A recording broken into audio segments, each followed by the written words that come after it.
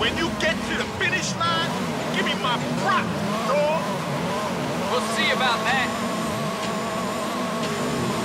Having previously graced the PS2, PSP, and Xbox, the Midnight Club series finally arrives on the new generation consoles, 3 years after the launch of Midnight Club 3 Dub Edition. We've never been huge fans of the series of the game as much as like the Take-Two Rockstar label is normally a sign of quality. And to be honest, we weren't expecting big things of this new title either.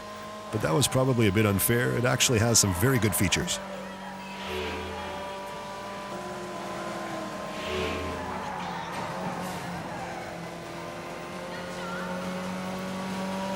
The backdrop is the streets of Hollywood, Santa Monica, Beverly Hills, taking in the Chinese theater, and much more.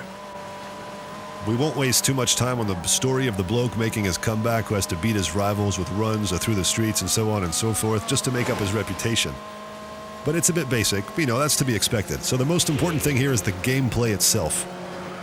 Just what do you have to do in this Midnight Club game? Well, basically prove your worth at the wheel of a whole series of different cars. But before that, you have to choose from 3 entry-level vehicles. A 1998 Sirocco, a second-generation Golf GTI, and a 98 Nissan 240SX. There's a GPS indicator in the bottom left section of the screen, as well as an indicator that shows your various targets. Once you've played for a few hours, you might find yourself lucky enough to be at the controls of a Lamborghini Gallardo or a Ford GT, which you can tune to your heart's content. Well, the garage is comprehensive, including a number of motorbikes that for once are not disadvantaged by their fragility.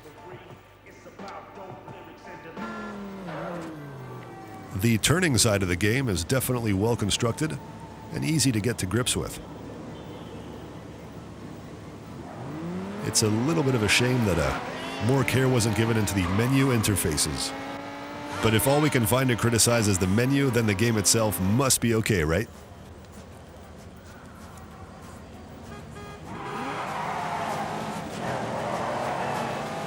The whole town is accessible from the start of the game, which is quite something if you think back to Burnout Paradise, which remains one of the references in this type of game. In MCLA, you don't select a difficulty level for the whole game, but rather for each race. Green is easy, yellow is medium, and red is hard.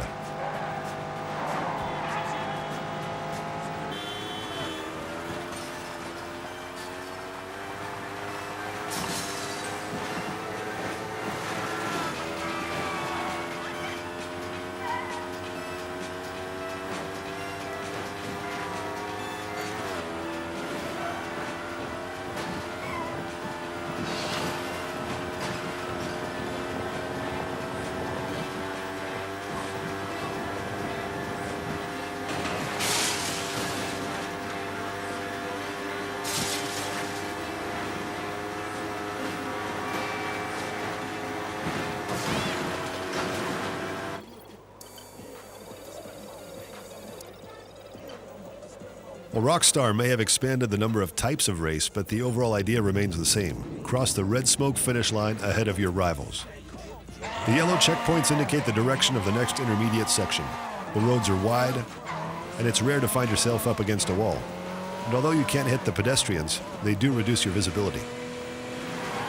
Now, the real challenge comes from the traffic on the streets. Traffic jams are almost ever present, and each time you approach a crossing, your fingers get ready to pull back on the controls. Only for the whole thing to happen so quickly that by the time you've seen a car in the way, the accident has already happened.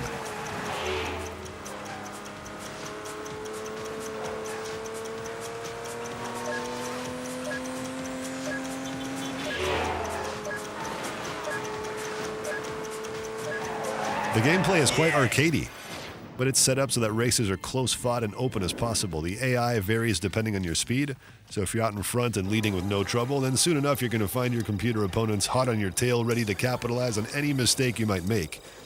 But in contrast, if you're struggling to get to grips with the controls and you're at the back of the pack, well, the race isn't over until it's over, right? Put it that way. Hey, Carol, how do I get my hands on a new car around here? Easiest way is to buy one off me. That way we're both happy. But you can also Graphically, the game is very good, trial. particularly when you get the satellite photo images, which are absolutely stunning. The sepia effect makes us think of Most Wanted, of course, and indeed, that's the biggest criticism we have of the game. The map is like Burnout, while the garage and graphic identity are along the lines of Need for Speed. So to cap it all off, this edition of Midnight Club is definitely a good game. but doesn't have much in the way of new features. And with the imminent release of Need for Speed Undercover, its days could be numbered indeed. Up to you to choose which one you go for. But the simple fact that they're comparable says a lot for Midnight Club.